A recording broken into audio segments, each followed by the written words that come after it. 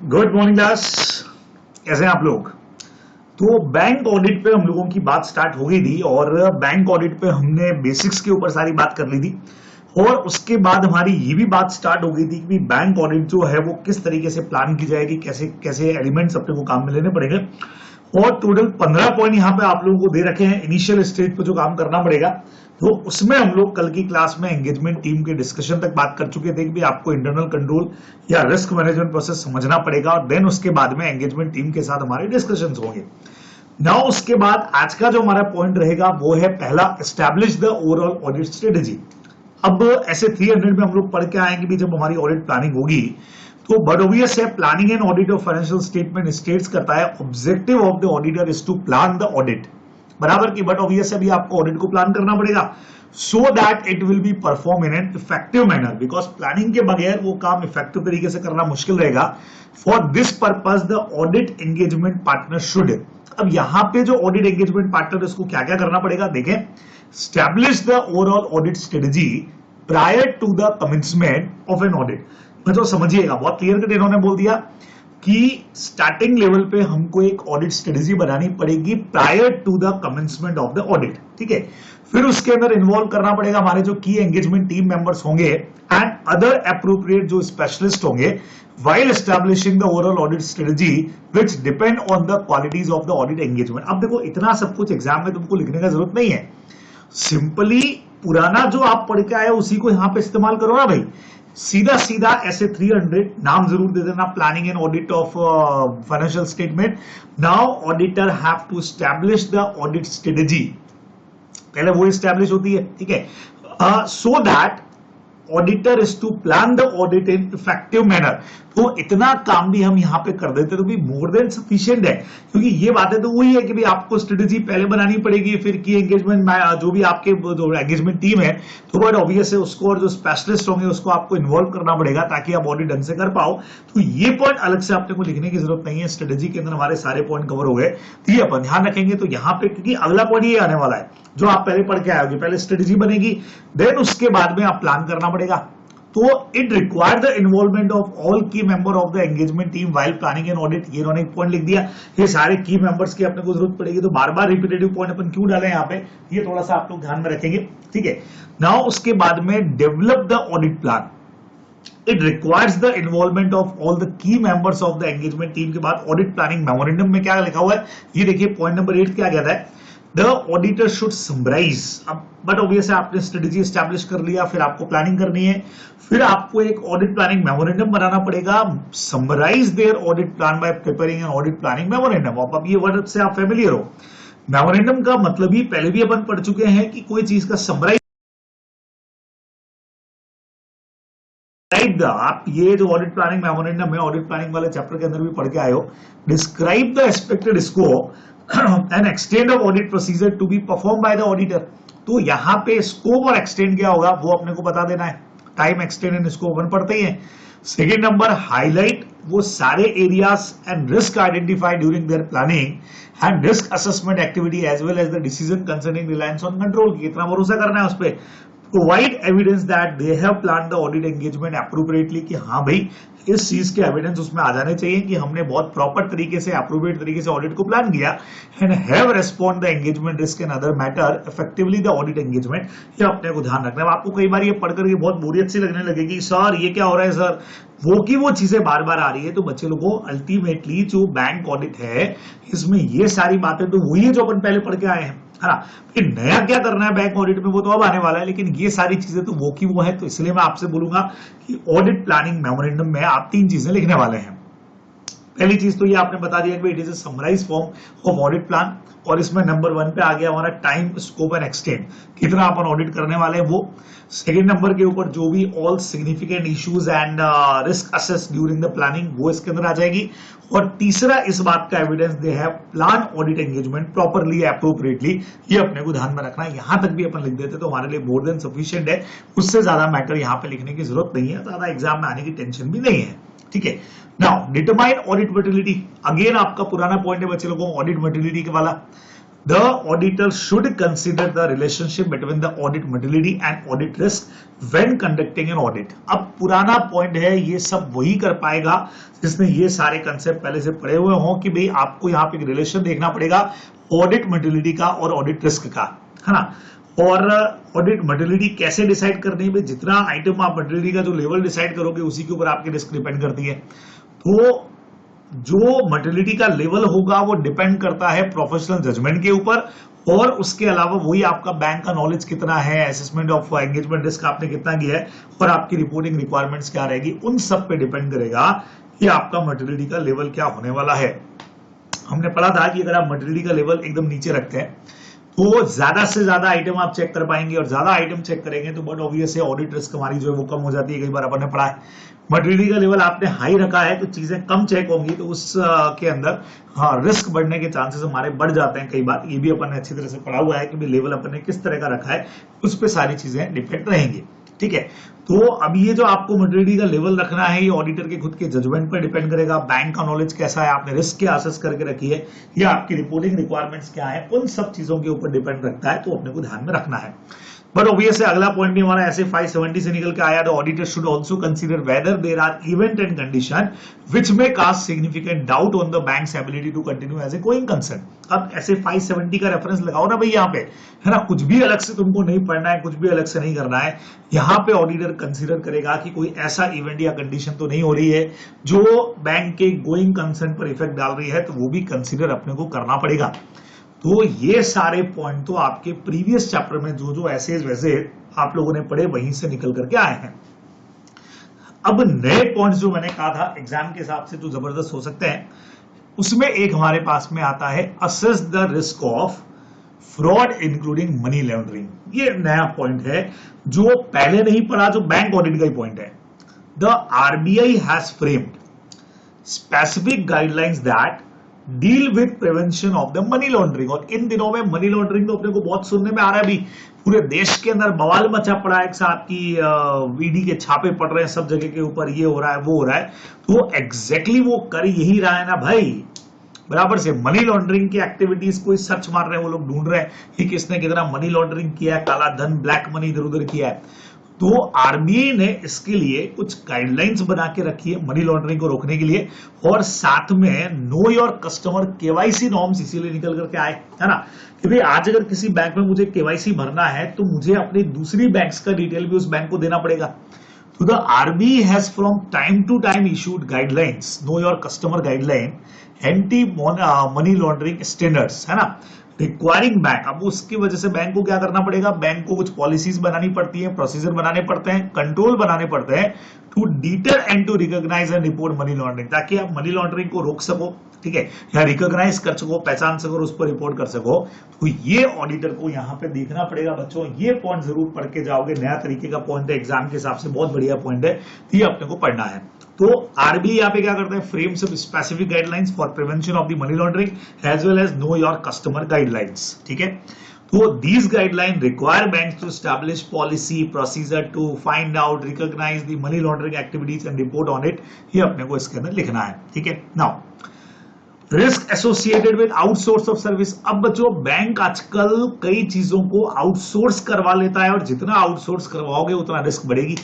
The modern day bank में make extensive use of outsourcing as a means of both, अपनी cost एक तो उनकी कम हो जाए, प्लस एक्सपर्ट की सर्विसेज बाहर से ले पाएंगे जो हमारे पास अंदर नहीं है। आज जैसे जितना भी नेट बैंकिंग का काम होता है, कोर बैंकिंग का काम होता है, कंप्यूटर का काम होता है, तो वो लोग क्या करते हैं, आउटसोर्स करवा लेते हैं उसको। यार एक तो अपन बंदा रखेंगे, कॉस्ट भी ज्यादा आएगी, और अपने पास इंटरनली एक्सपर्ट लोग है नहीं। तो हालांकि इसमें रिस्क बहुत ज्यादा बढ़ जाती है बैंक के लिए, कि बाहरी आदमी जब इन्वॉल्व होगा और आपके बैंक डेटा के बारे में उसको पता है, तो यहाँ पे दिक्कत आएगी। तो it is potential for the bank, मतलब एक तरीके से आप कह सकते हो बैंक के लिए जरूरी हो जाता है for the bank to effectively manage with those risk, कि भाई ये बैंक के लिए बहुत जरूरी हो जाएगा कि आप इस रिस्क को कैसे इफेक्टिवली मैनेज कर रहे हो, वो जरूर यहाँ पे इनको देखना पड़ेगा। यहाँ पे तो मतलब हम ये कह रहे हैं ऑडिटर क्या क्या कर रहा है, तो ऑडिटर इन सारी चीजों को देख रहा है कि भाई जो आउटसोर्स एक्टिविटीज के थ्रू आपकी रिस्क है उसको बैंक कितनी रिस्क है और बैंक उसको कैसे मैनेज कर रहा है, वो अपने को देखना पड़ेगा। एक और कंसेप्ट आता है बच्चों स्ट्रेस टेस्टिंग का। ये सारे कंट्रोल आरबीआई के नाम से पता लग रहा है। स्ट्रेस टेस्टिंग, ये स्ट्रेस कब क्रिएट होगा बैंक वालों के पास में, जब उनके एनपीएस ज्यादा हो रहे हैं, जब उनको लग रहा है कि यार पैसा जो है वो हमारा डूब ज्यादा रहा है, या ड्रॉइंग लिमिट से ज्यादा कहीं कोई उधार लेकर के जा रहा है और दिक्कत आ रही है। तो RBI has required to all commercial bank shall put in place a board approve stress testing framework. तो एक फ्रेमवर्क बनाओ to suit their individual requirement which would integrate into their risk management system। जैसा मैंने कहा कि जो आपके risk management system को सेटल करे, बताए, तो अब आपके लिए एक बढ़िया काम, जैसे कल भी मैंने किया था बच्चे लोगों, कि मैं आपको सीधा लेके चलता हूं यहां पे, देखिएगा, और आपको यहां से मैं बता देता हूं। देखो ज्यादा कुछ डिटेल इनका कोर्स के अंदर आने वाला है नहीं,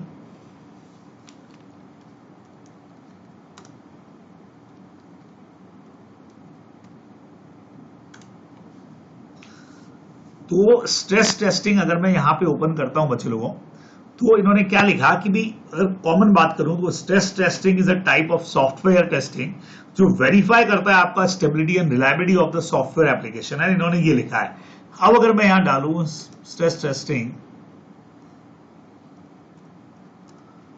फॉर बैंक्स, देखिएगा, तो यहां पे लिखा आता है कि bank stress test is an analysis to determine whether a bank has enough capital to withstand an economic or financial crisis। बात समझ में आया आपको? मैंने आपको कहा स्ट्रेस कब होता है, जब आपकी एसेट एनपी हो रही है, आपके पास कैपिटल नहीं है, आपके पास पैसा नहीं है, ये एक दिक्कत आती है। तो हर बैंक, आरबीआई कहता है कि अपना खुद का पॉलिसी बनाओ, अपने कैपिटल के हिसाब से, आपके पास कितने डिपॉजिट है, कितने बोरोइंग्स है, क्या है, उन सबके हिसाब से अपना एक पॉलिसी बनाओ, ताकि ऐसा स्ट्रेस में आप नहीं रहो, रिस्क आपकी कम हो जाए। तो bank stress test is an analysis to determine whether a bank has enough capital to withstand an economic or financial crisis। Federal and international financial authorities require all bank to specific size।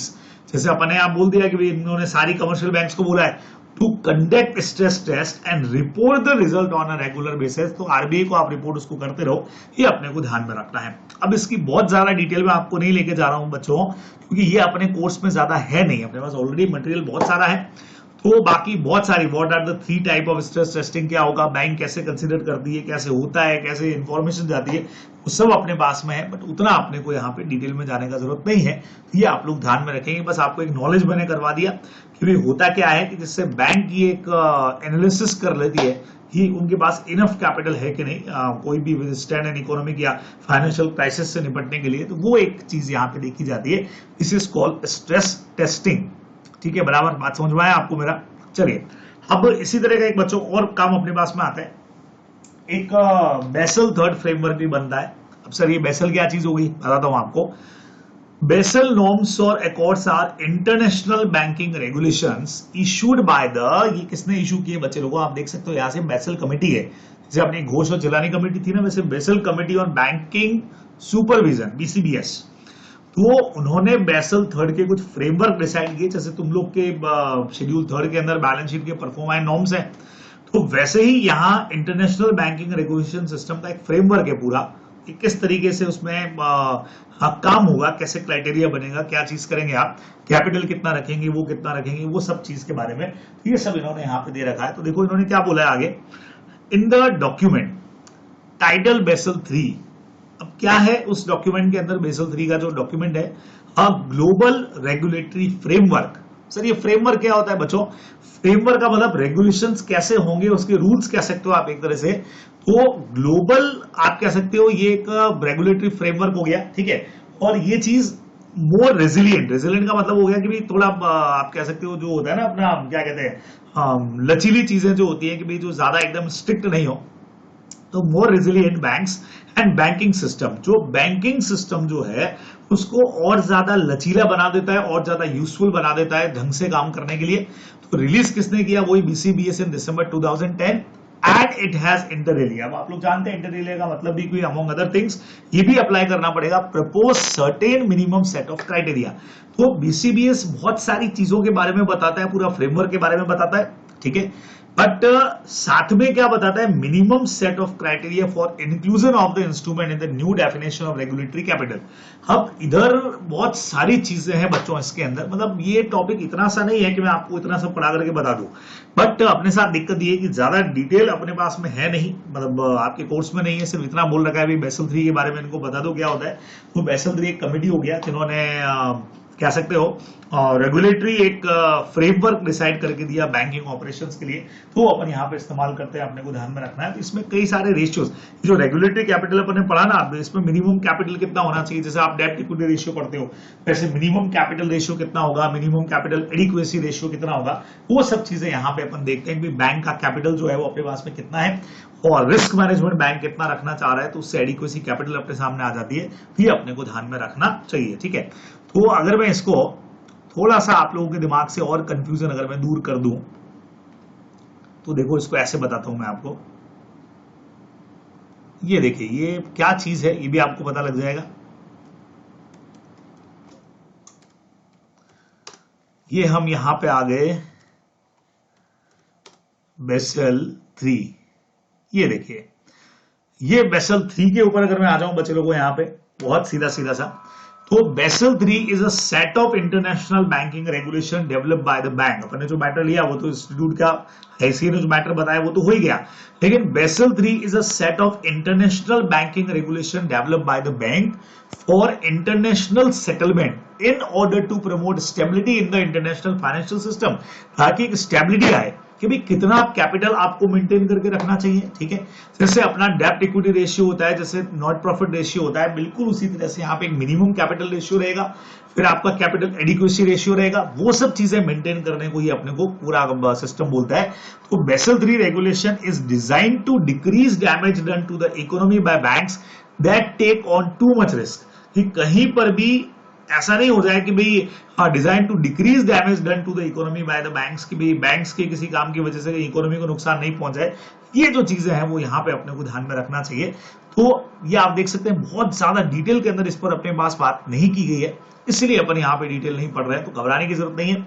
यहाँ पे भी आप देखें तो Basel 3 is an international regulatory accord that introduce a set of reform designed to mitigate risk with the international banking sector by requiring banks to maintain certain leverage ratio, जो मैं आपको बार बार बोल रहा हूं कि कुछ रेशियोज मेंटेन करके रखने पड़ते हैं, और keep certain level of reserve capital on hand, कि भाई इतना कैपिटल तो बैंक वालों को अपने पास में रखना पड़ेगा, इतना मिनिमम कैपिटल आपको रखना चाहिए, इतना कैपिटल आप यूटिलाइज करोगे, इतना अपना रिजर्व रखोगे, उन सारी चीजों के बारे में पूरा एक फ्रेमवर्क बना हुआ है ये जो बेसल 3 है। तो ऑडिटर ये चीज चेक करेगा कि बेसल 3 फ्रेमवर्क जो है वो आप यूज कर रहे हैं कि नहीं कर रहे हैं, उसके नॉर्म्स पूरे हो रहे हैं कि नहीं हो रहे हैं, ये अपने को ध्यान में रखना चाहिए। तो ये 2 वर्ड आपके लिए बिल्कुल नए हो गए।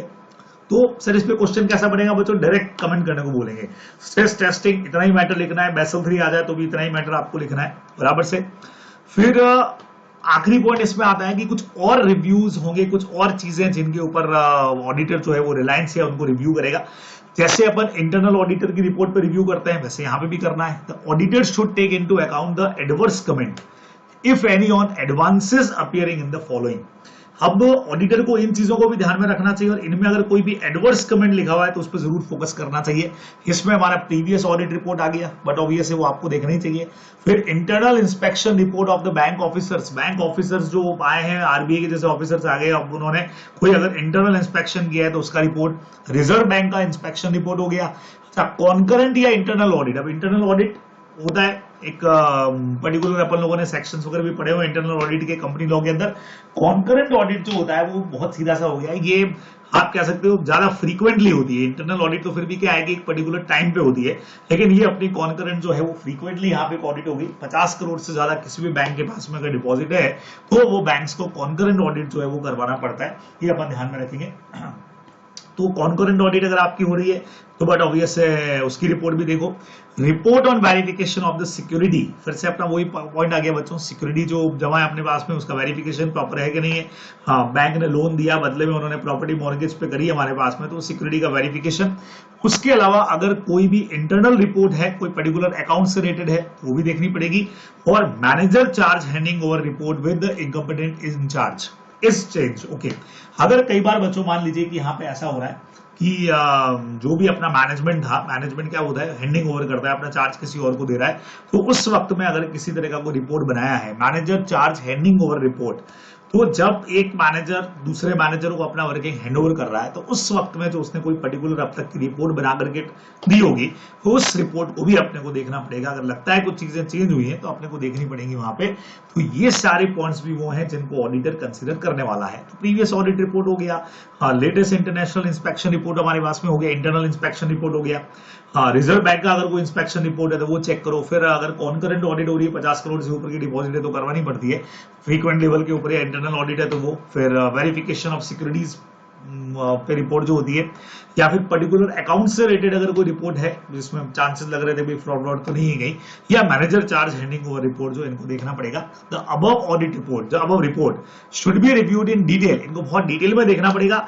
And the statutory central auditor must review the annual financial inspection report of RBI. उसके अलावा स्टैट्यूटरी जो सेंट्रल ऑडिटर होगा वो रिव्यू करेगा annual financial inspection report of RBI relating to the bank, और इंश्योर करेगा कि जो भी वेरिएशन है प्रोविजंस वगैरह के अंदर जो आरबीआई ने रिपोर्ट की है वो प्रॉपरली बैंक मैनेजमेंट ने कंसीडर की है। ये अपने को ध्यान में रखना है। तो ये सारे वो पॉइंट्स है बच्चे लोगों जो एक बैंक को यहाँ पे कंसीडर करने पड़ेंगे, एक बैंक यहाँ पे ध्यान देगी। और जब बैंक इन चीजों को ध्यान देगी कि जो भी आरबीआई ने वेरिएशंस यहाँ पे बताए हैं बराबर से, उन वेरिएशंस को प्रॉपर तरीके से कंसीडर किया गया कि नहीं किया गया, तो बैंक को कंसीडर करना है और ऑडिटर को यह देखना है कि प्रॉपरली कंसीडर हुआ कि नहीं हुआ, ये आप लोग ध्यान रखने वाले हैं। तो ये पूरा का पूरा पोर्शन है यहां तक का, और थोड़ा सा अजीब इसलिए हो सकता है क्योंकि अपन इसकी ज्यादा डिटेल के अंदर नहीं घुस रहे हैं कि स्ट्रेस टेस्टिंग क्या होता है, उसका पूरा नॉर्म्स नहीं पढ़ रहे हैं, या बेसल 3 का पूरा डिटेल जो है वो नहीं पढ़ रहे हैं। सिर्फ इतना पढ़ रहे हैं कि हाँ भी एक रेगुलेशन फ्रेमवर्क होता है तो इंटरनेशनल लेवल के ऊपर बैंकिंग सिस्टम को रेगुलेट करने का काम करता है, तो बैंक्स को फॉलो करना है। ठीक है, ध्यान रखोगे। चलिए जी, अब चैप्टर के अगले फेज के अंदर हम लोग पहुंच रहे हैं।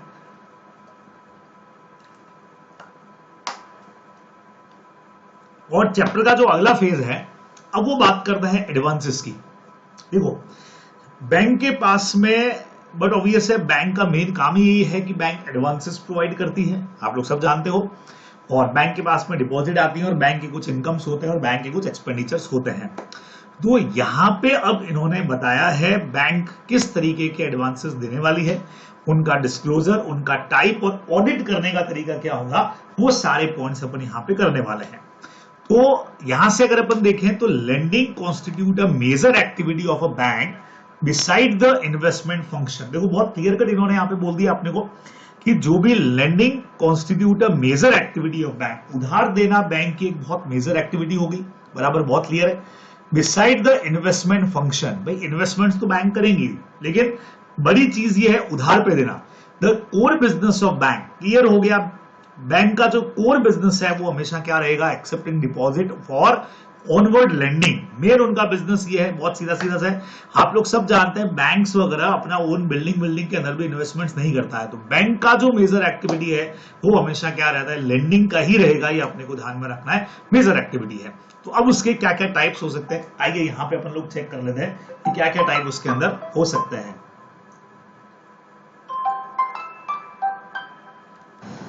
हाँ जी, तो टाइप्स पे हमारी बात चल रही थी, किधर चला गया भाई, ये रहा। तो टाइप्स के अंदर अगर अपन बात करें कि एडवांसेस के क्या क्या टाइप हो सकते हैं, तो पहले नंबर पे अपने पास में आता है फंडेड लोन्स। अब ये क्या हुआ, loans are, these loans are those loans where there is a actual transfer of the fund. बात को समझिएगा, बहुत सिंपल बात लिखी है, जहां पे फंड्स का एक्चुअल में बैंक से बोरोवर को ट्रांसफर होगा, they are called funded loan, है ना, जिसमें पैसा बैंक से निकल करके बोरोवर के पास में जाने वाला है, जैसे कैश क्रेडिट दिया या ओवरड्राफ्ट दिया या डिमांड लोन दिया या बिल डिस्काउंटेड किया या परचेस किया, आप लोग पढ़ के आए हो बिल्स ऑफ एक्सचेंज के अंदर, ठीक है, या participation on risk sharing basis, बराबर, कि भाई बैंक कुछ रिस्क बियर कर रही है, कुछ पैसा जो है वो साथ में कोई और भी दे रहा है, बैंक भी दे रही है साथ के अंदर, या इंटरेस्ट बियरिंग स्टाफ लोन, अपने स्टाफ्स को जो लोन प्रोवाइड कर दी है इंटरेस्ट के ऊपर, बाकायदा उनसे इंटरेस्ट चार्ज करेगी, तो these are called funded loan. दूसरे नंबर पे आता है नॉन फंडेड लोन, जिसके अंदर एक्चुअल अमाउंट ट्रांसफर नहीं होता है, लेकिन फिर भी बैंक ने उधार दिया है, जैसे लेटर ऑफ क्रेडिट है, बराबर। अर्शद मेहता वाली जितनी भी पिक्चर्स अभी इन दिनों में रिलीज हुई, अगर आपने वो सारी देखी हो, तो उन सब में ये वर्ड आपने सुना होगा, letter of credit. Letter of credit, जहां बैंक एक लेटर लिख के दे देता है कि भाई इस पर्सन को इतने पैसे जो है वो हमारी तरफ से उधार दिए जाएंगे, तो वो पर्सन उस लेटर ऑफ क्रेडिट के बेस पर थर्ड पार्टी के साथ डीलिंग कर लेता है। बैंक एक बार पे कर देती है और बाद में उस पर्सन से रिकवर कर लेती है। This is called letter of credit. या फिर बैंक का गारंटी भी गारंटी का एक टाइप है। तो ये जो दो चीजें, नॉन फंडेड लोन है, इसमें बैंक ने डायरेक्ट पैसा नहीं दिया है, डायरेक्ट अमाउंट ट्रांसफर नहीं हुआ है, लेकिन ये भी एडवांस देने की बात तो हुई गई है। और फंडेड लोन में जहां पे डायरेक्टली बैंक की तरफ से पैसा निकल करके बोरोवर के पास में चला जाएगा, तो दो तरह के एडवांसेस हो गए, फंडेड और नॉन फंडेड। अब बैलेंस शीट में इनका डिस्क्लोजर किस तरीके से होता है, बट ऑब्वियस अपन पढ़ के आए कि बैलेंस शीट में भी जो हमारा बैंकिंग रेगुलेशन एक्ट है उसका भी शेड्यूल 30 दे रखा है, जिसके अंदर ये सारे पार्ट है। ठीक है, तो अब उसमें डिस्क्लोजर 3 पार्ट में डिवाइड किया है। सबसे पहला ए पार्ट आप देख सकते हो, bills purchase and discounted, cash credit, overdraft and loans repayable on demand. तो टर्म लोन्स हमारे छोटे लोन हो गए या टर्म लोन्स हो गए। ठीक है, सेकंड नंबर पे जो सिक्योर्ड बाय टेंजिबल एसेट्स हैं, ठीक है, जहां कोई ना कोई एसेट उन्होंने सिक्योर किया है। और सेकंड नंबर के ऊपर जो कवर्ड बाय बैंक या गारंटी कॉन्ट्रैक्ट्स हैं, और तीसरे नंबर के ऊपर अनसिक्योर्ड लोन्स आ गए, वो इस कैटेगरी में आ गए। फिर उसके बाद में एक सी कैटेगरी और बनती है, एडवांसेस इन इंडिया और outside of India. In India के अंदर हमारे पास में आता है प्रायोरिटी सेक्टर, है ना, जो गवर्नमेंट ने ऐसे सेक्टर बना रखे, अभी अपन पढ़ने वाले हैं, जिन पे प्रायोरिटी लेवल के ऊपर जिनको लोन दिया जाएगा। दूसरे हमारा पब्लिक सेक्टर हो गया, तीसरे हमारे अदर बैंक्स को जो आपने दिया, और उसके अलावा जो लोन्स दे रखे इंडिया के अंदर, तो ये सारे इस कैटेगरी में। मतलब ये डिस्क्लोजर का तरीका है कि ये ऐसे डिस्क्लोज होंगे।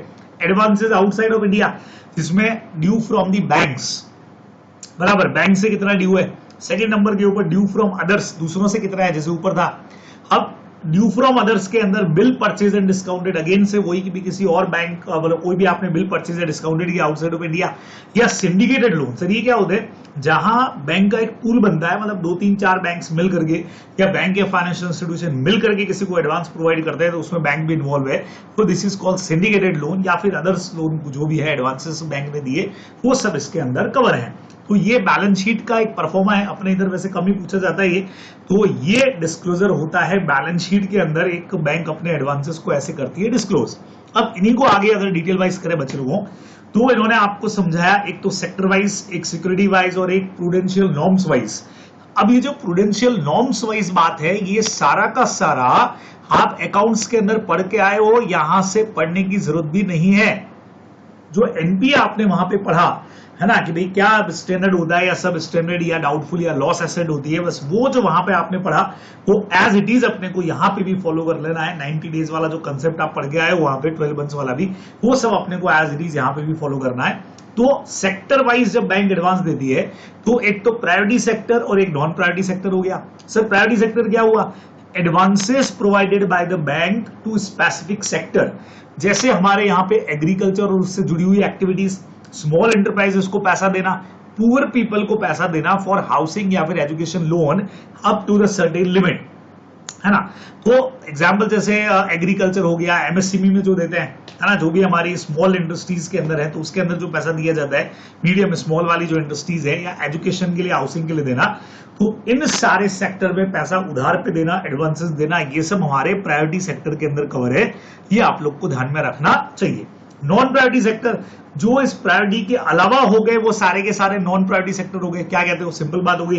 तो प्रायोरिटी के अंदर जो अपनी बेसिक चीजें हैं, इंडियन नीड्स जो होती है, एग्रीकल्चर और उसकी एंसिलरी एक्टिविटीज, उसके अलावा एजुकेशन लोन हो गया, हाउस लोन हो गया, जो कॉमन बात है, या जो स्मॉल इंडस्ट्रीज को पैसा प्रोवाइड होता है, वो सब इसके अंदर इंक्लूड होगा, ये अपने को ध्यान रखना है। और जो इसमें नहीं है वो नॉन प्रायोरिटी सेक्टर हो गया। ठीक है, तो ये तो सेक्टर वाइज हो गया। अब सिक्योरिटी वाइज बात करें तो सिक्योर्ड और अनसिक्योर्ड हो गया। सर इसमें क्या होता है, and advances in which the borrower pledge some asset as security for the advance। सबको पता है कि बोरोवर यहाँ पे कुछ एसेट्स को मॉर्गेज के ऊपर रखेगा, वो हमारे सिक्योर्ड होते हैं, और जहां उसने ऐसी कोई सिक्योरिटी मॉर्गेज पे नहीं रखी है, वो अनसिक्योर्ड होते हैं, है ना। अब यहाँ पे बच्चे लोगों एक बिल्कुल डिफरेंट टाइप का टॉपिक आप लोग पढ़ने वाले हो, जो बहुत जबरदस्त है और जिसमें से क्वेश्चन बनने के चांसेस रहेंगे। तो बहुत इजी वाले पॉइंट हो गए ये तो, कि भाई एडवांसेस जो हैं वो ऊपर अपन ने पहली तो बात कर ली कि भाई क्लासिफिकेशन अगर अलग अलग बेस पे है, टाइप्स ऑफ एडवांसेस हमारे फंडेड हो गए, नॉन फंडेड हो गए। डायरेक्टली जहां पैसा दे रहे हो वो फंडेड हो गए, और जहां सिर्फ आपने गारंटी वारंटी दिया वो सारे नॉन फंडेड हो गए, या जहां लेटर ऑफ क्रेडिट इशू किया। बैलेंस शीट का डिस्क्लोजर बहुत सिंपल यहाँ पे आपको समझा दिया कि ऐसे डिस्क्लोज होता है। नाउ एडवांसेस का और क्लासिफिकेशन इन्होंने किया, तो सेक्टर वाइज अगर बात करें तो प्रायोरिटी सेक्टर हो गया, और एक हमारा other than priority non priority हो गया। सिक्योरिटी वाइज बात करें तो कुछ सिक्योर्ड हो सकते हैं, कुछ अनसिक्योर्ड हो सकते हैं। अब यहां पे आता है सिक्योरिटी के टाइप्स पे अपने को बात करना पड़ेगा बच्चे लोगों। बहुत बढ़िया पॉइंट है। जो सिक्योरिटी है वो दो तरह की होती है, एक तो प्राइमरी और एक कोलेटरल। ये भी अकाउंट्स के अंदर आप पढ़ते हो।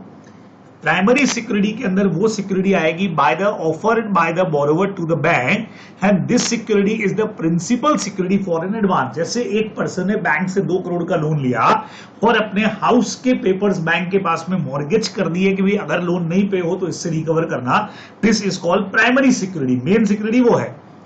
कई बार कोलेटरल सिक्योरिटी भी होती है, इज एन एडिशनल सिक्योरिटी, और security can be in any form, बराबर से टेंजिबल होता है, इनटेंजिबल होता है, मूवेबल, इमूवेबल, किसी पे भी हो सकता है।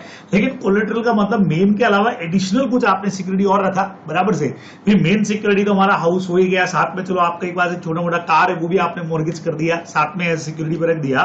तो जो मेन सिक्योरिटी रहेगी बराबर प्रिंसिपल सिक्योरिटी रहेगी app for an advance, this is called primary, और जो सपोर्टिव है एडिशनल और दिया बाद में वो हमारा कोलेटरल हो गया, आप लोग जानते ही हैं।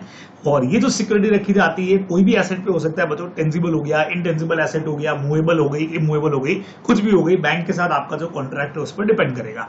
Now example of most common type of securities, बढ़िया पॉइंट है, मैंने कहा ना सिक्योरिटी वाला पूरा पॉइंट, और आगे अभी जो मोड ऑफ क्रिएशन आपको बताने वाला हूं इनमें से किसी पे भी एग्जाम के अंदर क्वेश्चन क्वारी हो सकता है, तो अपने को बहुत जबरदस्त तरीके से इसको पढ़ करके जाना पड़ेगा। तो example of most common type of securities के अंदर पहले नंबर पे हमारे पास में आता है personal security of the guarantor. सबसे पहला कि भाई कोई गारंटी देने वाला है, उसने गारंटी दे रखी है सर इसको लोन दे दो, मैं इसके लिए गारंटी देता हूं, नंबर 1। सेकेंड नंबर के ऊपर goods, stock, debtor, trade receivables, ये भी सिक्योरिटी के अंदर आ सकते हैं। आज कोई बिजनेसमैन बैंक से लोन लेता है या टर्म लोन ले रहा है, छोटा लोन ले रहा है, तो बट ऑब्वियस वो क्या करेगा, और तुम लोग लॉ के अंदर फिक्स और फ्लोटिंग चार्ज पढ़ के आए हो कि नहीं आए हो, तो फ्लोटिंग चार्जेस इसी पे तो होता है, स्टॉक के ऊपर, डेटर के ऊपर, हमारे ट्रेड रिसीवेबल्स के ऊपर हमने मॉर्गेज कर दिया कि भाई अगर आपका पैसा नहीं चुका पाए तो इनसे जो आएगा उससे हम आपको पे कर देंगे। इमूवेबल प्रॉपर्टी सबको ही पता है, लैंड एंड बिल्डिंग सबसे कॉमन है। अच्छा, एग्रीकल्चर एडवांसेस चाहिए तो प्लांटेशंस मॉर्गेज पे हो सकते हैं, सिक्योरिटी के अंदर हो सकते हैं। जो प्लांटेशंस है, जो आपने वहां पेड़ पौधे लगा रखे हैं, जो फसल आपकी हो रही है, खेती हो रही है, वो आपकी मॉर्गेज हो जाएगी। ठीक है। थर्ड पार्टी गारंटी, सर ये क्या हो गया। अब इसमें कई बार ऐसा होता है कि भाई हाँ सर इसे पर्सनल सिक्योरिटी ऑफ गारंटर में और इसमें फर्क क्या हो गया। पर्सनल सिक्योरिटी ऑफ गारंटर में तो गारंटर ने अपना कोई एसेट मॉर्गेज कर दिया था, लेकिन यहां पे सिर्फ कॉन्ट्रैक्ट साइन हुआ है, रिस्पॉन्सिबिलिटी वैसी रहेगी, तो ये थर्ड पार्टी गारंटी हमारी हो गई। फिर लोन आपने लिया, किसी और पार्टी ने बैंक को गारंटी दे दिया। ठीक है। गोल्ड के ऑर्नामेंट्स हो सकते हैं, बराबर से मिलियन ईंटे वीटे सोने की अगर तुम्हारे पास है बिल्कुल तो वो रख सकते हो, बराबर सोने की ईंट वींट जो है, बिस्किट अगर है वो रख सकते हो, ये अपने को ध्यान में रखना है। उसके अलावा लाइफ इंश्योरेंस पॉलिसी जिसमें फिक्स है कि पैसा मिलना है, आजकल इस तरह की टर्म पॉलिसीज होती है ना भाई, तो जिनसे पैसा मिलना ही मिलना है अपने को, इतने साल का लोन है, तो अगर नहीं चुका पाए तो लाइफ इंश्योरेंस का पैसा आप ले लेना, वो हो सकती है। या फिर स्टॉक एक्सचेंज शेयर्स जो हमारे होते हैं, अदर इंस्ट्रूमेंट जिसके अंदर जो बैंक के ऊपर डिपेंड करेगा, तो सेफ इन्वेस्टमेंट्स रहते हैं कि यहाँ इनमें प्राइस का अप एंड डाउन नहीं रहेगा ज्यादा, तो ऐसी स्टॉक एक्सचेंज की सिक्योरिटी, अदर इंस्ट्रूमेंट भी कॉमन टाइप है सिक्योरिटीज के, अपने को ध्यान में रखना है। तो कई बार इस पे डायरेक्ट क्वेश्चन आ जाए कि भाई कॉमन टाइप ऑफ सिक्योरिटीज बताओ, तो आप ये सारे पॉइंट वहां पे लिख सकते हो, ये अपने को ध्यान में रखना चाहिए। ठीक है, क्लियर, कोई दिक्कत नहीं इसमें। तो पर्सनल सिक्योरिटी ऑफ गारंटर में और थर्ड पार्टी गारंटी में कंफ्यूजन मत आना। Personal security of the guarantor का मतलब तो क्या हो गया, सिक्योरिटी वर्ड लगाया अपन ने, जहां पे गारंटर ने कुछ अपना एसेट साथ में मॉर्गेज करके रखा है, और थर्ड पार्टी गारंटी के अंदर सीधा सीधा किसी और पर्सन ने गारंटी दी है कि ये नहीं चुकाया तो हम चुकाएंगे, तो उसके बेस पर लोन प्रोवाइड हो सकता है। This is called third party guarantee. ठीक है। नाउ अब अलग अलग टाइप है, मोड ऑफ क्रिएशन है इसके। Some form of security are as follows. बहुत कॉमन वर्ड आप लोगों ने पढ़े हुए हैं बच्चे लोगों, जैसे मॉर्गेज हो गया, प्लेज हो गया, हाइपोथेकेशन हो गया, असाइनमेंट हो गया, सेट ऑफ हो गया और लियन हो गया। तो ये सारे टाइप हैं जो हम लोग यहाँ पे पढ़ने वाले हैं। तो आइए देखें इन सारे पॉइंट्स को समझते हैं।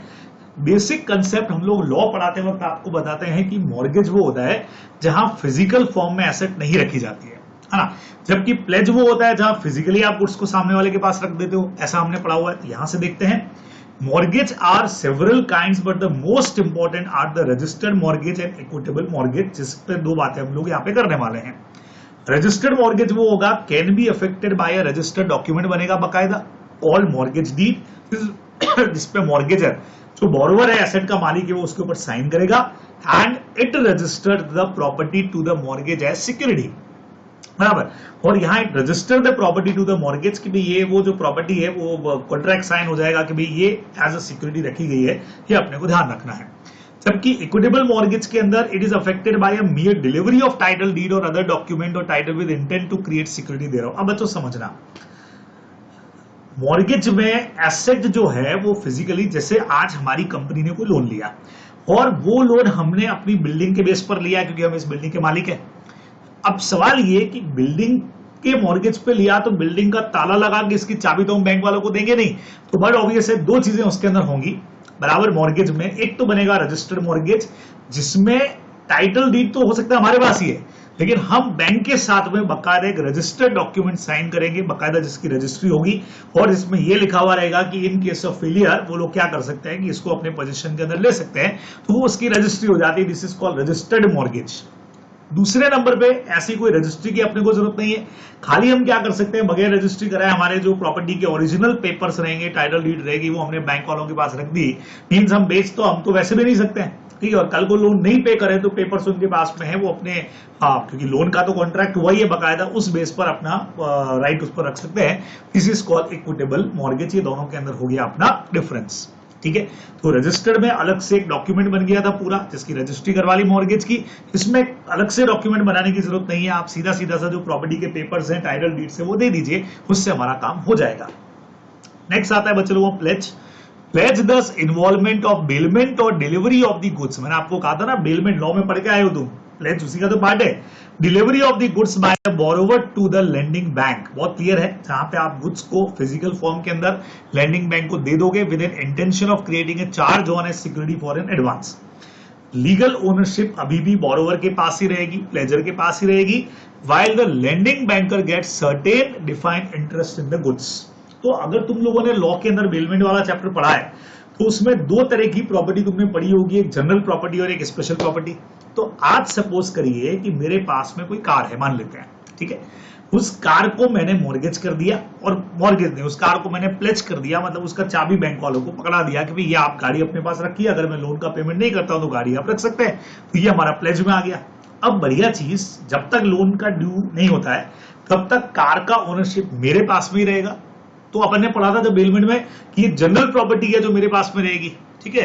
अच्छा, सेम चीज सेल्स ऑफ गुड्स एक्ट के अंदर भी पढ़ते हैं अपन, एक जनरल प्रॉपर्टी और एक स्पेशल प्रॉपर्टी, वही चीज यहां पे भी आ रही है। तो मैं चूंकि रियल ओनर हूं तो मेरे पास तो जनरल प्रॉपर्टी रहेगी, बैंक के पास में चूंकि प्लेज का मैटर है उनके पास में स्पेशल प्रॉपर्टी आ गई। अब स्पेशल प्रॉपर्टी का मतलब अभी ओनरशिप नहीं मिली है, लेकिन अगर मैं लोन का पैसा नहीं पे कर पाता हूं तो they have right to retain the goods, sell the goods, अपना पैसा रिकवर कर सकते हैं, वो सारे राइट उनके पास में आ जाएंगे। तो ये अपने को ध्यान में रखना है कि ये अपना कंसेप्ट है प्लेज का, ठीक है। तो मॉर्गेज जहां फिजिकली गुड्स दिए जा रहे हैं, दो तरह की, रजिस्टर्ड मॉर्गेज या फिर इक्विटेबल मॉर्गेज। प्लेज जहां फिजिकली गुड्स का डिलीवरी बोरोवर से लेंडर को हो जाएगा। अब एक बढ़िया चीज आता है बच्चों, हाइपोथेकेशन। सर ये क्या चीज है? बहुत कॉमन चीज है, बहुत कॉमनली काम में आती है, समझना। It is created in favor of lending bank by execution of hypothecation agreement in respect of, हमेशा मूवेबल के लिए होता है, belonging to the borrower। अब मजेदार चीज देखो, न तो इसमें ओनरशिप बैंक के पास में जा रही है, न ही बैंक के पास में गुड्स का पोजीशन जा रहा है, कुछ भी नहीं जा रहा है बैंक के पास में। हाउएवर बोरोवर के पास ही गुड्स का फिजिकल पोजीशन भी है, इवन ओनरशिप भी बोरोवर के पास ही है, ठीक है, लेकिन वो अपने पास में रख रहा है एज एन एजेंट और trustee of the bank, agent और ट्रस्टी ऑफ द बैंक के भरोसे पे, बैंक के बिहाफ पे अपने पास में रख रहा है। बच्चों ध्यान रखना, और इसका बेस्ट एग्जांपल अगर मैं आपको दे दूं यहाँ पे, तो जो भी गाड़ी हम फाइनेंस करवाते हैं, अब जैसे मान लीजिए मैंने अपनी कार फाइनेंस करवाई, तो जो कंपनी है उसने मुझे कार डिलीवर कर दिया बराबर से, लेकिन उस कार का पैसा उस कार कंपनी को मैंने नहीं दिया है, वो बैंक वालों ने दिया है। लेकिन पैसा बैंक वालों ने पे कर दिया, तो कंपनी वाले तो फ्री हो गए कि भैया हमारा पैसा आ गया, अब लेन देन चलेगा मेरे और बैंक के बीच में, और मैं बैंक वालों को हर महीने किस्त या ईएमआई भर रहा हूं उसकी। अब उस कार की ओनरशिप मेरे नाम पे ही रहेगी बराबर, उसको यूज भी मैं ही कर रहा हूं। लेकिन बच्चे लोगों सबसे बढ़िया चीज, कार का जो आरसी रहेगा, रजिस्ट्रेशन सर्टिफिकेट रहेगा, उस पर ये आ जाएगा कि हाइपोथेकेशन विद दिस बैंक। जैसे एसबीआई है तो हाइपोथेकेशन विद एसबीआई, आईसीआईसीआई तो आईसीआईसीआई। इसका मतलब ये है कि कार मेरे नाम पे ही है, कार को यूज भी मैं ही कर रहा हूं, लेकिन फाइनेंस जो है वो बैंक वालों ने कर रखा है। और अगर कल को मैं ये ईएमआई टाइम पे नहीं भरता हूं तो they have right to get this car in their position, अपने पोजीशन में इस कार को ले जा सकते हैं। तो the borrower periodically submit statement regarding quantity and value of hypothecated asset stock dated to the lending banker on the basis of withdrawing power of borrower is fix. अब यहाँ पे कुछ मामला अलग कर दिया इन्होंने, और कार वालों तो एग्जाम्पल सबसे बेस्ट है। उसके अलावा कई बार बच्चों क्या होता है, स्टॉक और डेटर जो होता है उस पर भी हाइपोथेकेशन रख दिया हमने। स्टॉक डेटर हमारे ही है, बस बैंक वाले ध्यान रखेंगे कि बराबर से पीरियडिकली हम भी रिटर्न सबमिट करेंगे कि हमारे स्टॉक बराबर है कि नहीं, हमारे डेटर्स बराबर है कि नहीं, उनका पैसा डूब तो नहीं रहा है। वो सब बैंक ध्यान रखेगा कि जो ड्रॉइंग पावर का मतलब बच्चों पैसा उधार रहने का जो आपका राइट है उसके कंपैरिजन में स्टॉक और डेटर बराबर है कि नहीं है, ये बैंक यहाँ पे चेक करता रहेगा। तो दिस इज कॉल्ड हाइपोथेकेशन। तो बेस्ट जितनी भी चीजें अपन फाइनेंस करवाते हैं ना बैंक से या फाइनेंशियल इंस्टीट्यूशन से, फिलहाल तो अपन बैंकिंग कंपनी पढ़ रहे हैं, बैंक्स पढ़ रहे हैं, वो सब हाइपोथेकेशन के अंदर कवर है। एक चीज और आती है बच्चों, असाइनमेंट। तीन चीजें अपने पास में और है, असाइनमेंट, सेट ऑफ और लिएन। सर ये क्या होता है? तो समझो assignment represent a transfer of an existing और फ्यूचर डेब्ट। समझ गए? असाइनमेंट रिप्रेजेंट करता है ट्रांसफर ऑफ एन एग्जिस्टिंग और फ्यूचर डेब्ट, right of property belonging to a person in favour of another person. Sir ये क्या होता है? ओनली एक्शनेबल क्लेम, याद है आपको अपन ने पढ़ा हुआ है एक्शनेबल क्लेम या लाइफ इंश्योरेंस पॉलिसी, वो इसके अंदर आ रही है। Only actionable claim such as book डेप्ट अगर हो गए, वही अपने डेटर्स हो गए, या life insurance policy are accepted by the bank as security by way of assignment. और याद करो अपना सीए फाउंडेशन का लॉ याद करो। लॉ में एक पॉइंट आया था बच्चों असाइनमेंट का, जहां मैंने आपको बिल्स ऑफ एक्सचेंज का असाइनमेंट में एग्जांपल दिया था, और उसमें इंश्योरेंस पॉलिसी का एग्जांपल दे रखा था कि जब कोई बंदा अपनी पॉलिसी लेता है तो उसके मरने के बाद उसके सारे राइट्स उसके लीगल हेयर को असाइन हो जाएंगे, क्योंकि नॉमिनी का नाम लिख करके जाता है। This is called assignment, transfer of rights बोलते हैं इसको अपन, है ना।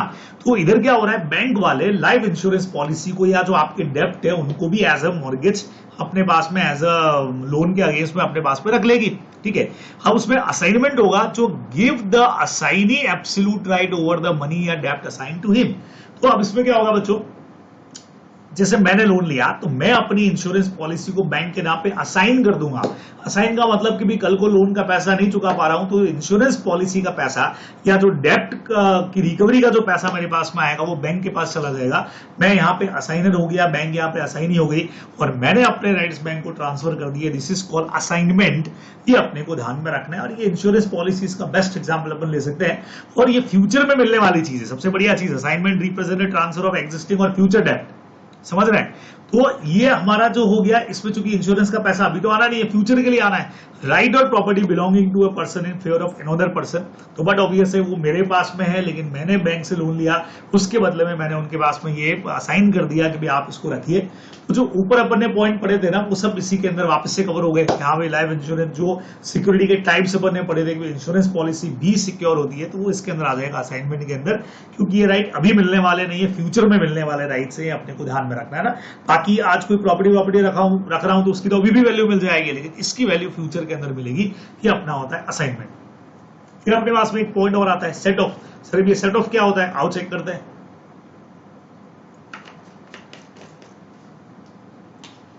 The right of set off enable a bank to combine two accounts, deposit और लोन अकाउंट। बच्चों बहुत प्यारी चीज है।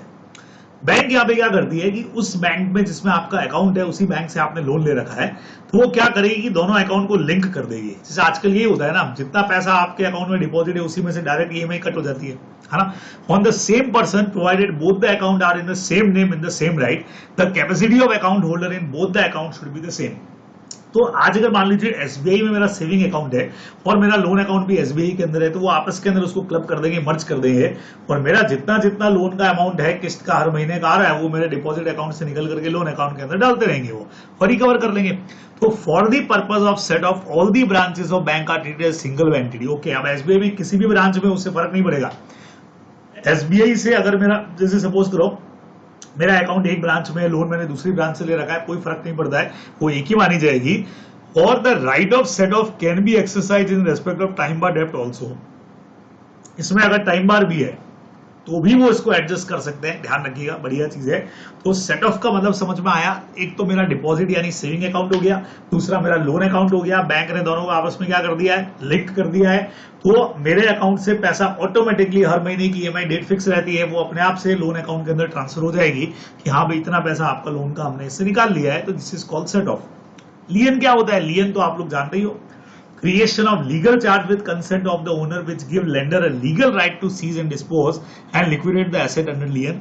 अब यहां पे बाकी जो जो राइट्स आपने यूज किए, वेदर प्लेज का था या हाइपोथेकेशन था या मॉर्गेज था, इन तीनों के अंदर अब आपके पास में जब लोन का पैसा सामने वाला नहीं चुका पाता है तो फिर राइट ऑफ लियन आपके पास आ जाएगा, जिसमें ओनर की खुद की कंसेंट है कि हाँ भाई अब चूंकि मैं लोन का पैसा नहीं चुका रहा हूं तो आप मेरी एसेट को, मॉर्गेज जो रखी है मैंने, वो सीज कर दो और डिस्पोज कर दो, लिक्विडेट कर दो, बेच दो उसको और अपना पैसा रिकवर कर लो। ये right of lien, right to retain, पुराना वर्ड है अपने लिए, आप लोग जानते हो। तो ये 6 तरह के पॉइंट है बच्चों। तो इन पर कई बार क्वेश्चन आ चुका है। हाइपोथेकेशन पे कमेंट करिए, मॉर्गेज पे कमेंट करिए, प्लेज पे कमेंट करिए, सेट ऑफ क्या होता है यहाँ पे समझाइए। तो इनमें से अगर कोई भी क्वेश्चन बनता है तो ये क्लासिफिकेशन, एक बार तो मुझे याद है कि डायरेक्ट क्वेश्चन बन गया था क्लासिफिकेशन ऑफ मॉर्गेज पे, mode of creation of security बताओ कौन कौन सी होती है, mode of creation of security, अब कितने टाइप्स के अपने पास सिक्योरिटीज होती है, तो आपको बच्चों यहाँ पे समझाना पड़ेगा। टाइप ऑफ सिक्योरिटी में तो ऊपर वाला आ जाएगा अगर एग्जांपल पूछे तो, बाकी मोड के अंदर ये तरीके अपने पास में हो सकते हैं जो आपको समझाने पड़ेंगे, आप लोग ध्यान में रखेंगे। ठीक है, क्लियर? मेरे ख्याल से कोई टेंशन नहीं इस पॉइंट के अंदर भी। आगे बढ़ जाऊं, अब बच्चे लोगों एक अपना था प्रायोरिटी बेसिस के ऊपर, तो प्रायोरिटी और नॉन प्रायोरिटी सेक्टर हो गया, सिक्योरिटी में सिक्योर्ड और अनसिक्योर्ड हो गए। अब तीसरा हमारे पास है प्रूडेंट नॉर्म्स के हिसाब से भी कुछ पॉइंट थे, और वहां आपको हमने दे रखा था स्टैंडर्ड और एनपीएस, 2 तरह की चीजें अपनी होती है। तो ये टॉपिक मुझे यहां से ज्यादा पढ़ाने की जरूरत नहीं बच्चों, क्योंकि इसमें ऑडिटर का रोल नहीं समझाया है, आपको ये समझाया है कि एनपीएस होते क्या है। अरे भाई तुमको क्या हुआ है, काहे नहीं ऊपर जा रहे हो?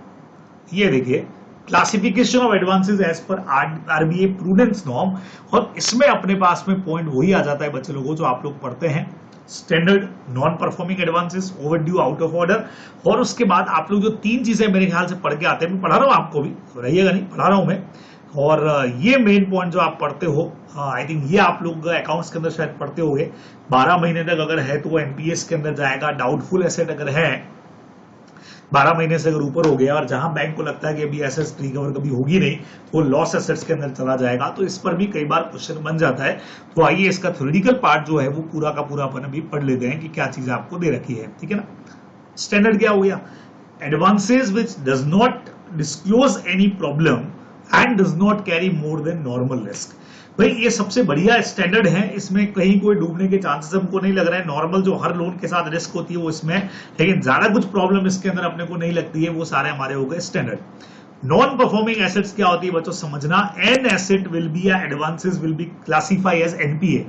अब नॉन परफॉर्मिंग एडवांसेस बोलूं या नॉन परफॉर्मिंग एसेट बोलूं एक ही बात हो गई। उसका रीजन हो गया, नॉन परफॉर्मिंग का मतलब बैंक के लिए एडवांसेस तो एसेट ही होती है, तो ऐसे एडवांसेस एनपीए के अंदर आ रहे हैं if it cease to generate income from for the bank. अब बैंक को लग रहा है भैया इससे हमको इनकम जनरेट नहीं हो रही है, ये एडवांसेस के ऊपर अपने को कोई ईएमआई वगैरह मिल नहीं रही, अपने को कोई इंटरेस्ट मिल नहीं रहा है, तो एनपीए इज अ लोन और एडवांसेस वेयर, समझना, इंटरेस्ट और इंस्टॉलमेंट और principal remain overdue for a period of more than 90 days in respect of a term loan. बच्चों समझना, अगर कोई टर्म लोन आपने दे रखा है, टर्म लोन का मतलब शॉर्ट टर्म लोन अगर दे रखा है और 90 डेज तक, 90 डेज करीब 3 महीना हो गया बराबर, वहां तक अगर हमारे पास में इंटरेस्ट या प्रिंसिपल अमाउंट नहीं आ रहा है, ओवरड्यू चल रहा है, तो खतरे का घंटी वहां पे बच जाना चाहिए। Second number, the accounts remain out of order हो गया हो अगर ओवरड्राफ्ट या कैश क्रेडिट की बात हो रही है। बच्चों समझना, पहले वाले पॉइंट के अंदर क्या हो गया, पहले वाले पॉइंट में जहां हमने टर्म लोन दे रखा है, ऑलरेडी लोन हमने दे दिया था और 90 दिन से ओवरड्यू चल रहा है, 90 दिन का पीरियड जो है मोर देन 90 डेज हो गया, हमारे पास इंटरेस्ट या प्रिंसिपल का अमाउंट नहीं आया, यानी किसी ने 3 महीने तक ईएमआई का पेमेंट नहीं किया है। जबकि आउट ऑफ ऑर्डर कौन सा कहलाएगा, the amount remains out of order in respect of overdraft या कैश क्रेडिट। बच्चे लोगों को समझना, अब जहां पे भी, अब यहां एक वर्ड अपन ने यूज किया आउट ऑफ ऑर्डर। अब सर ये क्या होता है सर आउट ऑफ ऑर्डर?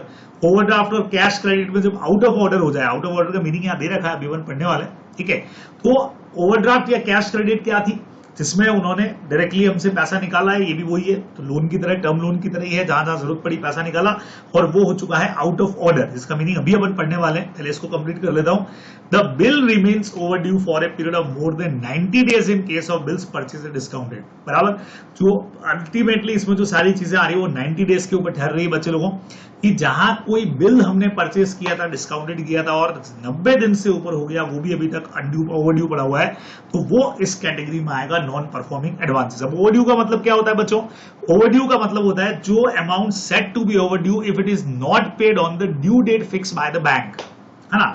और ये ओवरड्यू हो गया, आज 3 महीने का बिल था, उन्होंने 1 महीने बाद आकर के हमसे डिस्काउंटेड करवा दिया, तो 2 महीने बाद हमको पैसा मिलना चाहिए था, लेकिन उसके बाद भी 90 दिन से ज्यादा के टाइम तक अगर वो पैसा ओवरड्यू पड़ा हुआ है, ओवरड्यू का मतलब क्या हुआ कि जो डेट पे पैसा आना चाहिए था उससे आप लेट हो गए, और वो भी यहां तो कितना 90 डेज अगर लेट हो जाओ, अगर सिर्फ लेट हुए हो तो फिलहाल तो आप किसमें आओगे? ओवरड्यू के अंदर आ जाओगे, लेकिन 90 डेज से भी ज्यादा का ओवरड्यू हो गया तो फिर नॉन परफॉर्मिंग एडवांसेस या एसेट के अंदर कवर होगा, ये अपने को ध्यान में रखना है। अब आउट ऑफ ऑर्डर जो ऊपर वर्ड आया था, इन respect of overdraft and cash credit, देख लो वही ऊपर वाला पॉइंट का यहां पे लिखा हुआ है, an account should be treated as out of order if the outstanding balance remains continuously in excess of the sanction limit या ड्रॉइंग पावर। बच्चों समझना, आउट ऑफ ऑर्डर कब बोलते हैं भाई? आउट ऑफ ऑर्डर ही हो गया, जितना सैंक्शन लिमिट था, जैसे किसी को हमने 5 लाख का सैंक्शन लिमिट दे रखा है, तो आउटस्टैंडिंग बैलेंस रिमेन कंटिन्यूअसली। अब जो आउटस्टैंडिंग बैलेंस पड़ा हुआ है वो, अच्छा ये दोनों वर्ड बच्चों आगे आने वाले हैं। सैंक्शन लिमिट क्या होती है? जितना लिमिट आपको दे रखा है, और उसमें से भी ड्रॉइंग पावर का मतलब सैंक्शन लिमिट से ऊपर तो आप जा ही नहीं सकते हो, उसमें से भी हर बार चेक होता है कि हाँ ये आपका ड्रॉइंग पावर रहेगा, जनरली सैंक्शन लिमिट के अंदर ही जाएगा वो, कि इतना अभी आप एलिजिबल है उस पैसे को निकालने के लिए, इतनी आपकी ड्रॉइंग पावर है। तो अगर वो अमाउंट आउटस्टैंडिंग ही पड़ा हुआ है, if the outstanding balance remain continuously in excess of the, मतलब अब आपका जो आउटस्टैंडिंग बैलेंस है वो आपके सैंक्शन लिमिट से भी अगर ऊपर चला गया है या ड्रॉइंग पावर से भी अगर ऊपर निकल गया है, तो फिर वो कहलाता है हमारा आउट ऑफ ऑर्डर। समझ रहे हैं? कई बार ऐसा हो गया कि भाई पैसा उधार पे खूब चला गया उसको, तो जितना उसका सैंक्शन लिमिट या ड्रॉइंग पावर था उससे ऊपर निकल गया, एक्सेस है और वो आउटस्टैंडिंग पड़ा हुआ है, तो भी आउट ऑफ ऑर्डर कहलाएगा। या फिर there is no credit continuously for 90 days. भाई ओवरड्राफ्ट जब ऊपर जाता है तो आप वापस कुछ पैसा भी तो अकाउंट में जमा कराते हो ताकि आपका ओवरड्राफ्ट चुक जाए, लेकिन 90 दिन तक कंटिन्यूअसली कोई क्रेडिट अमाउंट नहीं आया है on the date of balance sheet, और क्रेडिट आया भी है तो वो not enough to cover the interest debited during the same period. समझ रहे? इंटरेस्ट भी कवर नहीं कर पा रहा है, तो 90 दिन तक, 90 दिन से continuously for 90 days there are no credit continuously for 90 days as on the date of balance sheet. मतलब आपने 90 दिन के अंदर उस अकाउंट के अंदर कोई पैसा जमा ही नहीं करा है। बाकी ओवरड्राफ्ट में सिस्टम क्या होता है कि आप एक लिमिट से ऊपर पैसा निकाल सकते हैं और उसके बाद वापस जमा करा देते हो उसके अंदर, फिर आपकी लिमिट उतनी की उतनी रह जाएगी, ठीक है। लेकिन यहां प्रॉब्लम क्या हो गई अपने साथ में, 90 दिन से उसने कोई भी पैसा वहां पे जमा ही नहीं करवाया, कोई पैसा क्रेडिट ही नहीं किया, और अगर कराया भी तो इनफ अमाउंट नहीं है, इंटरेस्ट जितना बन रहा है उतना पैसा भी नहीं अगर है, तो फिर हम मानेंगे कि हाँ भाई आउट ऑफ ऑर्डर हो रहा है। एक एग्जांपल लिया है बच्चों लोगों यहाँ पे, बहुत जबरदस्त वाला बढ़िया एग्जांपल है, क्वेश्चन में आज भी पूछ सकते हैं एग्जाम में आपको, तो आइए मेरे साथ एग्जांपल चेक करो। A limited has been sanction a cash credit facility by ADB bank, ठीक है, फॉर INR 50 लाख। अब बैंक ने इसको सैंक्शन कर रखा है, क्रेडिट फैसिलिटी 50 लाख का दे सकते हो, पर as per the stock statement जो आया लास्ट क्वार्टर का, अभी आपका जो ड्रॉइंग पावर है वो 42 लाख है। मैंने आपको बोला था कि टोटल 50 लाख का आपका सैंक्शन लिमिट है, लेकिन एट प्रेजेंट आपका जो स्टॉक हम लोग देख रहे हैं, या जो आपका लास्ट क्वार्टर के हिसाब से जो आपके स्टेटमेंट आए उसके हिसाब से अभी इसका ड्रॉइंग पावर कितना है, तो सैंक्शन लिमिट के अंदर ही होता है हमेशा, 42 लाख का है। अब इसमें ये आउट ऑफ ऑर्डर कब कब कहलाएगा बच्चों? 3 पॉइंट अपन ने ऊपर पढ़े। अगर आउटस्टैंडिंग बैलेंस जो है remain continuously in excess of 50 lakh और 42 lakh, what ever the case में भी, बाई चांस जो आउटस्टैंडिंग बैलेंस पड़ा है वो 50 लाख, सर 50 लाख से ऊपर दे कैसे दिया सर, 42 लाख से ऊपर तो देने नहीं था। भाई आप विड्रॉ, आपको कैश क्रेडिट फैसिलिटी दे रखी है और आपने सैंक्शन फैसिलिटी आपकी इतनी थी, इस बेस पे आपने लोन ज्यादा ले लिया है, तो जो 42 लाख या 50 लाख पे जो भी सिचुएशन हो, इनमें से किसी से भी अगर आप कंटिन्यूअसली इससे एक्सेस जा रहा है आपका आउटस्टैंडिंग बैलेंस, तो इसका मतलब है उसको बोलेंगे out of order. Second number, the outstanding balance in the account is less than INR 42 lakh. बच्चों समझना, हो सकता है कि अमाउंट तो 42 लाख से कम है, इससे इस लिमिट से आप ऊपर नहीं गए हो, इस लिमिट के अंदर ही हो, लेकिन लगातार 90 दिन तक कोई क्रेडिट डिपॉजिट नहीं हुआ है, no credit on any payment deposited into account continuously for 90 days as on the date of balance sheet. Balance sheet date के दिन जब हमने देखा तो हमको पता लगा कि पिछले 3 महीनों के अंदर इन्होंने कुछ भी पैसा क्रेडिट जो है वो अकाउंट के अंदर जमा करा ही नहीं। माना आपने 42 लाख से कम का ही लिया, आप ड्रॉइंग पावर के अंदर अंदर ही हो, लेकिन फिर भी 3 महीने तक पैसा क्रेडिट नहीं करना है अकाउंट के अंदर, जमा नहीं करवाना, इसका मतलब है, जमा का मतलब मैं ये नहीं कर रहा हूं बच्चों, सुनना, ये बात समझ लेना कि हर आदमी का बैंक अकाउंट है तो उसको पैसा जमा कराना जरूरी है। अरे भाई इसने लोन लेके रखा है, ओवरड्राफ्ट है, कैश क्रेडिट है, और इसीलिए आपको उस अकाउंट के अंदर पैसा तो जमा कराना पड़ेगा ताकि आपका लोन उतरता जाए। वो आपने 3 महीनों तक नहीं कराया, या फिर तीसरा पॉइंट, आपने जमा तो कराया लेकिन जमा सिर्फ 2 लाख रुपए करवाए, जबकि आपका उस पीरियड का जो ब्याज है वही 5 लाख रुपया हो रहा था, जो ऊपर अभी अपने पढ़ा कि जमा कराया पैसा लेकिन वो उनके इंटरेस्ट अमाउंट से भी कम जा रहा है, सफिशिएंट नहीं है। तो क्रेडिट आपने 2 लाख का कराया but are not enough to cover the interest debited during the same period which is around 5 lakh rupees का आपका इंटरेस्ट बन रहा था और आपने 2 लाख रुपए जमा कराए। तो ऐसा क्वेश्चन पूछ सकते हैं कि भाई आउट ऑफ ऑर्डर की सिचुएशंस बताओ क्या होती है, तो ये आपको वहां पे समझा देनी है कि भाई ये आउट ऑफ ऑर्डर की सिचुएशंस हमारी होती है। तीनों पॉइंट बहुत जबरदस्त है, अच्छे से समझ के जाओगे। ड्राइंग पावर और सैंक्शन लिमिट आगे इनकी डिटेल अभी आने वाली है, तो घबराना मत कि होते क्या है, पर कॉमनली आपको समझ में आ ही गया कि बैंक ने इतना सेक्शन किया हुआ है लेकिन हर बार ड्राइंग पावर लिमिट चेंज होती रहती है। तो ड्राइंग पावर आपका जो है वो अभी इतना हो चुका है, तो अगर कंटिन्यूअसली इससे ऊपर चला गया, इससे एक्सेस में आपका लोन ड्यू पड़ा हुआ है, या 3 महीने से कुछ पैसा आपने वापस जमा ही नहीं कराया, क्रेडिट नहीं कराया, या जो जमा कराया वो इंटरेस्ट के अमाउंट के बराबर भी नहीं हो रहा है, तो फिर ये चीज आउट ऑफ ऑर्डर के अंदर जाएंगी। ओवर ड्यू का मतलब अपने पढ़ ही लिया, ड्यू डेट पे पेमेंट नहीं हुआ।